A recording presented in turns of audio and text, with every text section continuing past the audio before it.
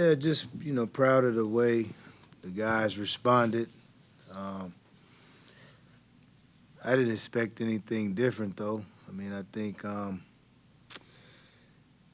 last game again. Um, we had what I thought some uneven moments that cost us, but at the same time too, to come back against TSU today, and they're a physical team, but I thought we responded to that as well. I thought we responded to the challenge, especially in the first half on the defensive end. Um, and we did some really good things. Was happy. And I think a lot of you guys had asked me before, you know, about big lineups and all that stuff, but it's like I told you, it was coming. I mean, you got to understand, basketball is nothing but matchups. Like most things, and uh, you know, started Do tonight and was really proud of him. And he didn't make a shot, um, but he had 9 rebounds. He gives us a physical presence. He's long, long arms, and as he gets more comfortable, he's a guy that I think everybody's gonna like watching. And I thought Soiree did a really good job in his minutes. You just got to keep him out there a little bit more, um, with the fouling. But you know, I was really happy with him. I thought he gave us a spark. He did some really good things. So, overall, I was really happy. We had a balanced scoring game.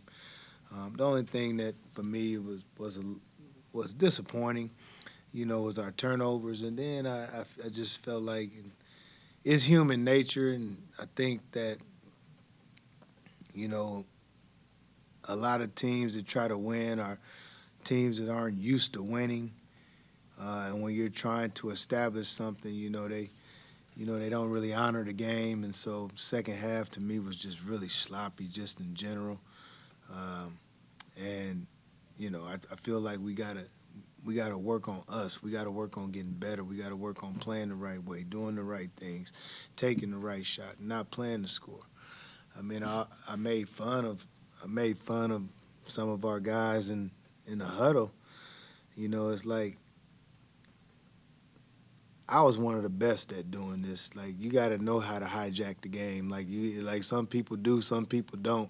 But you can't be so much one on one. You have to play the right way and do the things that got you there. In a game like um, this, in a game like this especially, but to get the response that we got, collectively. Each guy came in, made a concerted effort on the defensive end. Each guy came in, made a concerted effort to rebound the ball. So I was really happy and proud of the guys for that. All right, any questions? Kelly up front. Bai said that having Dio out there with him helped a little bit in terms of maybe taking some of the pressure off defensively, and it seemed like his offensive game was a little bit smoother, and he was shooting free throws well and doing those things. Do you like kind of that combination at times where you can maybe let him play off and close in and block shots and let Dio take some of the physical stuff and have them go back and forth with that? I think that Dio can help by tag team on the inside. But I think that one of the biggest things with Bai is, regardless, no different than last game against North Florida, he's good when he pays attention to detail. Like the one thing I love about Bai is, he challenges me as a coach. He's always telling me nobody's, on me about the things that I'm on him about. And for me, like when he's just locked in and he's again paying attention to detail and doing the little things, that he's just a better player. I don't care who you put next to him. He's going to be a better player. He's shown that. But when he's not locked in, and he gets a little glossy-eyed, that's when you worry about him. But the big lineup tonight, it was good to see him out there, and it was good because we haven't really done it all year, so it's been a small sample size. And so there's some things we got to clean up, in terms of spacing and things of that nature, considering how we play. But I definitely think, we got to play bigger. It's something that we got to do, obviously, as we move forward. But, I still love, what the other guys are doing. Luke especially when he's out there, at the 4. Rod up here. With that two-guard offense, I guess it allows Nate to maybe be more of a force offensively. Was it good to see him get you guys off to a good start that first half? Yeah, Nate, I thought that, it's funny. I really don't even be paying attention because to me his value is not in how many points he scores. I just think, like, to me, it's like I'd rather see him get us organized. Like, the one thing that, I challenge him on is the mental part of the game, but it was good to see him, make some early shots and things of that nature. But I'm not worried about his scoring. I think that his value, the funny thing about it, I don't think he really knows his best attribute or quality for this team and this program. When he scores is icing on the cake, and he will score, but it's like as a point guard, and it's even with Javian, it's like, man, you got to get lost in the game. When you're getting everybody involved and doing the different things, now they forget about you, and it just makes the game easier, so him hitting those early shots, him getting to the free throw line, making free throws, to be honest with you, I was proud about that, because sometimes he tends to struggle at the free throw line, but, he made 7 of 8, so that was big as well. So, I was happy for him, and I told him before the game, just go out there and be you. He's capable. To me, he's one of the best guards in the country, and I think that, consistently we'll need, some of these scoring bursts. So, again, more so happy for him. He still didn't take a lot of shots, but, he was impactful with the shots he did take. In the back here, Chad. First off, how is Luke, and then what's it like early on with these guys being out, having to balance some of these minutes and maybe get some guys more playing time than maybe previously thought? Well, I think the biggest thing, Luke. First of all, Luke is he's treading lightly, and he's shooting for Friday. But I think the biggest thing, this spring, what I try to do is, kind of add depth. I don't think we were capable of withstanding an injury last year. And, it's funny because we're only 3 games in, but last year this time, Bai was injured and Nate wasn't playing. So, it did feel good to have bodies. I tell you, looking at the stat sheet, each game for me is like I always look down there, and it's nice to see Lance Terry's name, down there. And, Lance is, he's such a valuable player. I think that he's the type of guy that, he helped eases those losses. And I think, although he's not, as big as Luke, he's a guy that you can plug in there. You can play small. You can put him in there. You can play those 4 guards together with one big, when you're playing a smaller team or one team size down. So we have a lot of different options, and, was able to get Dio some time, get Soiree some time, so that experience would be valuable, especially for these next couple games that we have playing against the bigs we'll be playing against. In the back here, Jack. Looking ahead, what from this or the last couple games are you expecting to be positives that you want to bring in for the Georgia game on Friday? Well, for us, it's, before tonight, the turnovers, I thought we did a great job taking care of the ball this season. And to me, I don't think the numbers show it tonight, but it's the efficiency of the way we've been playing on the offensive end. And I think it's the way that, we've been able to guard the 3, And, Georgia is I haven't watched them, but, they're a physical type team. And, one that, I look for them to be no different this year. So the offensive efficiency, being able to guard, and I thought we got back to that tonight. We got to take it into the game on Friday. We don't have a choice.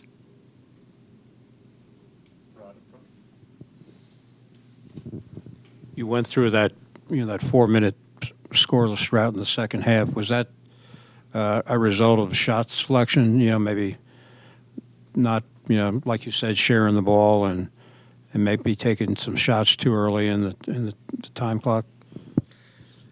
I mean, it's probably a little bit of all of that, but the reality of it is that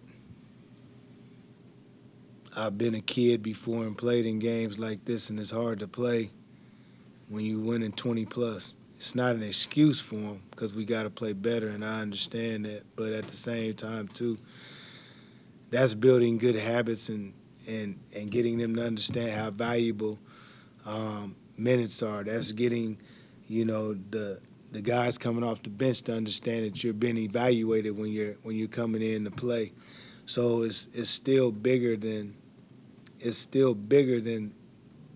things that you said, but those things all come into play in situations like that. So I alluded to earlier, in the opening statements, I was a little disappointed in that I felt like we disrespected the game, but that's part of the growth that we have to have as a team, and that's part of what I have to do to try to instill in those guys. I think I called a timeout kind of quick, and it was just more so what you said, because you can kind of see what was coming at that point. So, it's a steady battle, and I always say this, when you're trying to win, I just see the weirdest thing. I've seen the weirdest things happen. I promise you, I've seen it all.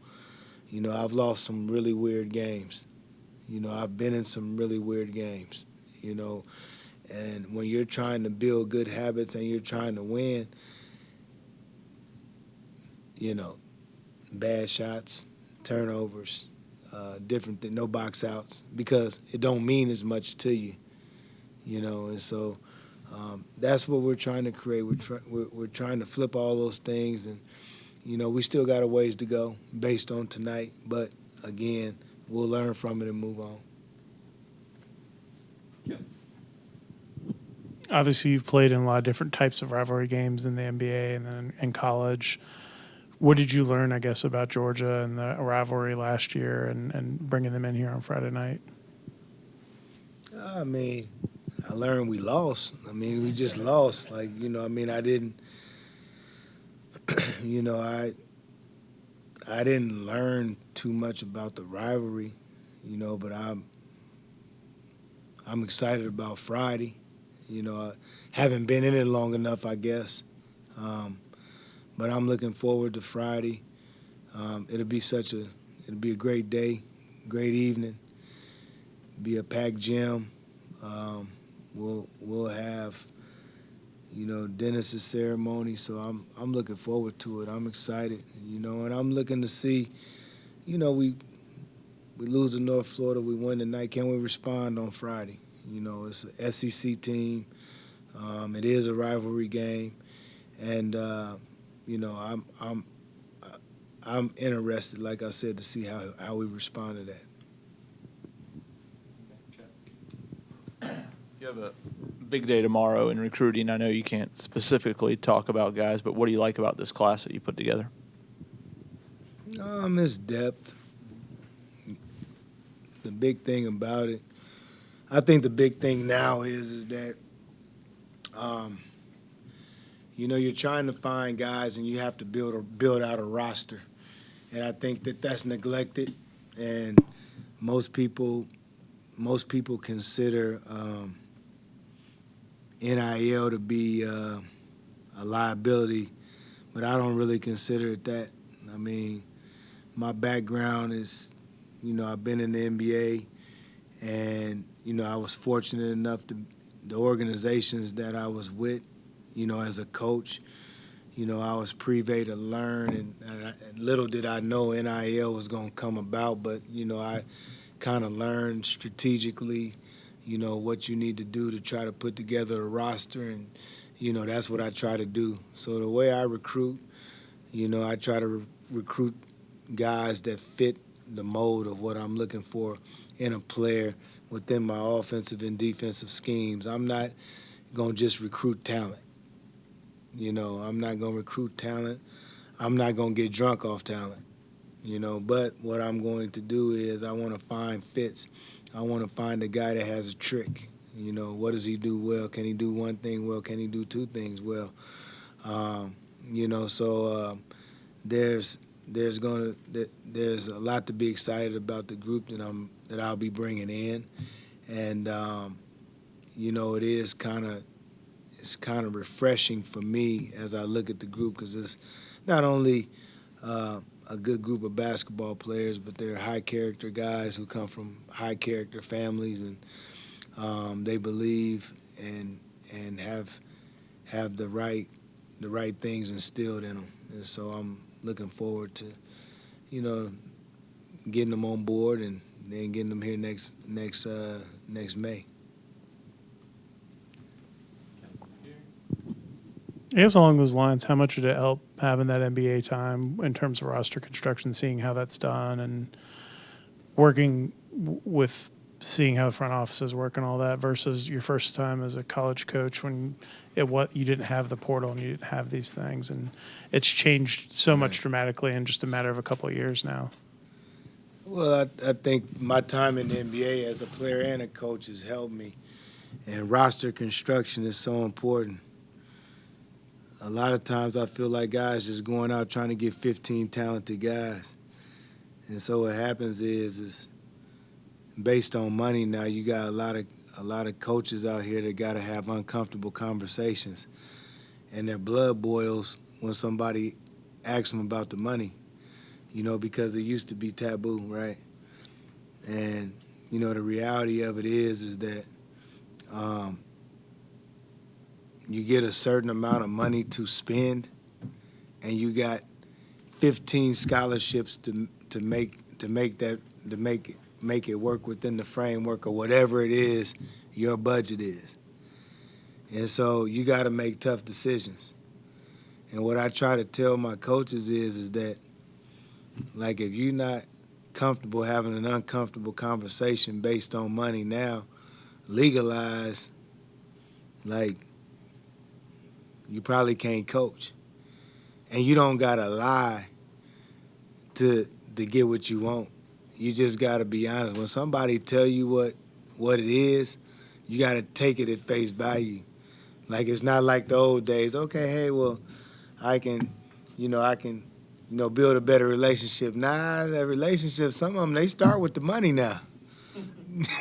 You know what I mean? So, sometimes the relationship aspect of it is out the window, but for me, that part of it will never go out the window.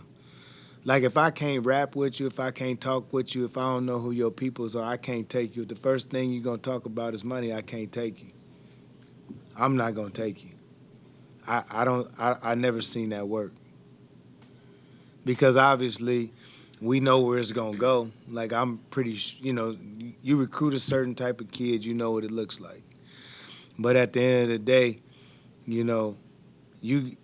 it's easy to look. If you know what you're doing, it's easy to look at somebody's roster. It's easy to look at a school and different schools and know what they're spending and what and where you fit in the equation. Again, it's not about what people around the country are doing for me. I look at my conference. That's where I start, and then I build out. You know what I mean? And so, no different than a business and a startup company and big Fortune 500 companies. You project what it looks like, right? So when you're recruiting a kid, you might have to have 2 to 3 different options. If you're recruiting a kid, and he's a 5-star, now you got to put a price on the 5-star. You got to say, is that 5-star good enough, or do I go get 2 guys that could be 3 stars, or 1 4 and a 3, and I can split that money up? Now that's on you, because you got to make sure this piece works. And see, that's the difference. I think that's where I understand, a little bit more, maybe some situations, because, I'm not trying to win it. I do understand. And the thing about it, I think the beauty now is, it used to be, if you lost a kid, like you lost them, and somebody will say something, maybe it was something about your program that you didn't, and that's the reason you lost them, or somebody within the program maybe they didn't like. Sometimes you just lose them because you don't got enough money. And so that's just something that you gotta, it just kind of is what it is. You know what I mean? I can live with that. There's situations that I'm pretty sure come as I'm going further in this, where it's like, man, I love you to death, but I don't got the money. That's no different than the NBA. I love you to death, but I got the vet minimum. They can pay you the max. I don't have that. Like, that's what it is. Excellent. All right. I think we're all good here. Thanks, Coach. All right.